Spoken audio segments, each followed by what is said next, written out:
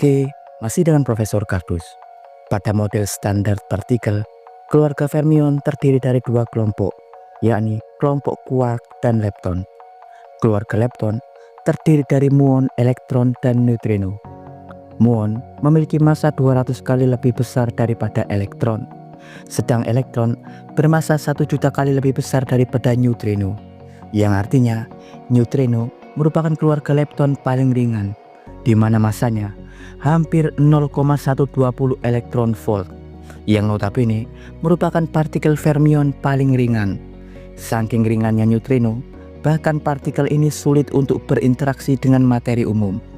Karena itu, partikel ini disebut juga sebagai partikel hantu. Partikel yang sulit untuk dideteksi dan dirasakan interaksinya. Diketahui, neutrino umumnya tercipta dari fenomena peluruhan beta dan positron radioaktif, umum dihasilkan oleh fenomena-fenomena kosmik, seperti halnya emisi radiasi kosmik yang dihasilkan aktivitas bintang, emisi bintang neutron, ledakan supernova, aktivitas inti galaksi atau lubang hitam, bom nuklir, dan reaksi fusi utama bintang kita, seperti halnya pada reaksi fusi matahari kita. Diketahui, matahari kita tiap detik melontarkan sekitar 65 miliar neutrino di setiap sentimeter persegi wilayah bumi, yang artinya tiap detik ratusan miliar neutrino pasti melewati segala materi di bumi, termasuk tubuh kita, dan akan lewat menembus begitu saja tak dapat dirasakan, hingga kemudian menembus inti bumi dan keluar di ujung bumi lainnya. Diketahui sangat sulit untuk mendeteksi partikel ini karena interaksinya memang sangat lemah, karena partikel ini tidak memiliki muatan listrik dan tidak mengionisasi material yang dilewatinya. Neutrino akan lewat begitu saja menembus apapun yang dilaluinya. Namun, meski sangat sulit untuk dideteksi oleh detektor partikel konvensional, ada beberapa cara yang dapat dilakukan untuk mengamati interaksi super lemah ini. Dalam konten sebelumnya, Profesor Kardus telah mengulas beberapa detektor neutrino yang dimiliki oleh negara-negara besar seperti halnya Rusia, Jepang, Uni Eropa, atau Amerika Serikat.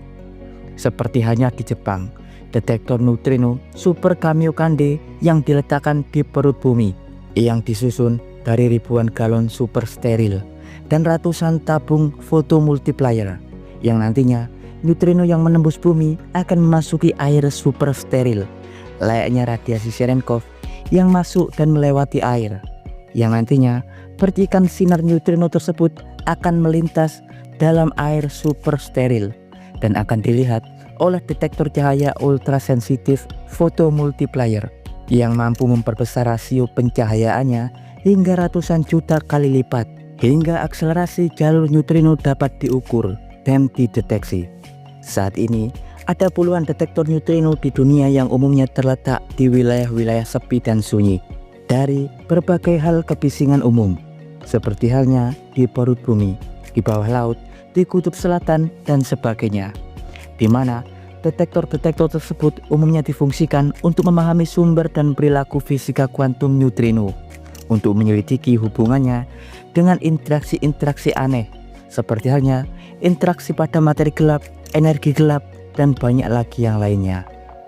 Ya, dan pada 12 Februari kemarin, sebuah ulasan di jurnal Nature mengungkap bahwa salah satu laboratorium detektor neutrino Eropa, tepatnya KM3net atau teleskop neutrino kilometer kubik, yakni kumpulan detektor yang berbentuk bola-bola kaca pendeteksi cahaya ultrasensitif yang beroperasi di dasar laut Mediterania, Sisilia, Italia, diketahui untuk pertama kalinya berhasil memecahkan rekor di mana detektor tersebut berhasil mendeteksi neutrino terkuat yang berhasil menghantam bumi. Teleskop KM3net dikelola oleh 21 negara dunia, terutama Uni Eropa. Menurut Luigi Antonio Fusco, fisikawan Universitas Salerno Italia yang merupakan salah satu operator KM3net, mengungkap, kedatangan neutrino energi super tinggi ini diketahui sangat jarang terjadi. Mungkin keadaannya hanya dapat muncul sekali dalam 70 atau 100 tahun. Sebenarnya, kehadiran neutrino energi tinggi ini terjadi pada tahun 2023. ketika sebuah emisi lepton melewati untaian jalur kabel bawah laut dengan detektor yang menjuntai di KM Titanic, Sisilia. Saat itu, pada simulasi detektor, tampak jalur berwarna merah dengan pancaran cahaya redup tertangkap sepanjang kabel. Namun, karena saat itu proyek ini belum benar-benar rampung dan maksimal, data yang diperoleh tidak dapat diukur dengan maksimal dan akurat. Barulah pada akhir 2024, tim ilmuwan gabungan berhasil mengukur bahwa neutrino yang melintasi detektor berenergi pada tahun 2023 lalu diketahui berkekuatan hingga 220 peta elektron volt atau sekitar 220 juta miliar elektron volt. Iya, dengan energi sedahsyat itu, kemungkinan besar neutrino tersebut tidak datang dari sistem bintang di tata surya atau sistem bintang tetangga kita, yang artinya keadaannya adalah kosmogenik atau neutrino kosmogenik, di mana diperkirakan neutrino ini diproduksi oleh pemboman supermasif, sebuah sistem nuklida oleh radiasi kosmik ekstrim di luar galaksi kita, yang kemungkinan dibentuk dari ledakan bintang ultra dahsyat dari pusat galaksi atau tumbukan lubang hitam intergalaksi.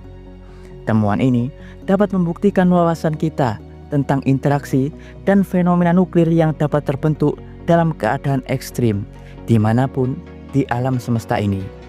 Dan berikut informasi singkat dari Profesor Kardus tentang neutrino terkuat yang pernah terdeteksi oleh detektor di bumi.